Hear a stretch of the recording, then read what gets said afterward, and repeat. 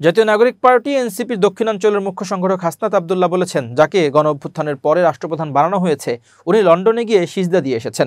পৃথিবীর ইতিহাসে এমন কোনো ঘটনা আছে কিনা অন্তর্বর্তীকালীন সরকার প্রধান একটি দলের ভারপ্রাপ্ত চেয়ারম্যানের সাথে বসে প্রেস কনফারেন্স করেছেন।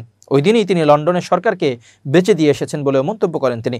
শনিবার 16 আগস্ট রাজধানীর বাংলা মোটরে জুলাই সনদ বাস্তবায়নে গণপরিষদ নির্বাচন শীর্ষক এক আলোচনা সভায় একথা বলেন তিনি বলেন, মিডিয়া এখন রাজনৈতিক দলের কাছে বিক্রি।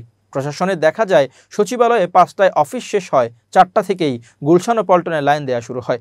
আগে এটা ধানমন্ডি 32 আর গুলিস্তানে আওয়ামী লীগের পার্টি অফিসে হতো।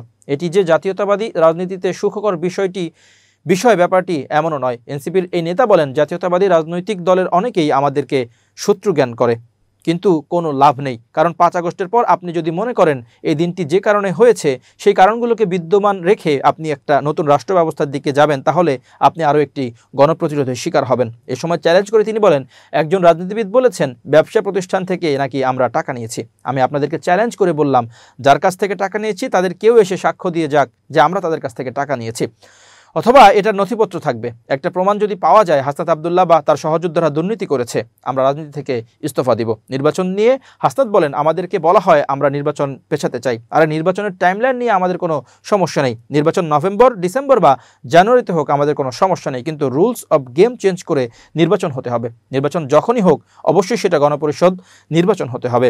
পুরনো সংবিধানকে ফ্যাসিস্টের পাঠ্য বই উল্লেখ করে হাসনাত বলেন, আমাদেরকে অবশ্যই একটা নতুন সংবিধান দিতে হবে। আর যারা মনে করছে নতুন রাজনৈতিক দলকে উঠতে দিবে না, তাদের বলতে চাই, আসন দিয়ে আমাদের কেউ কিনতে পারবে না, আমরা বিক্রি হতে আসিনি।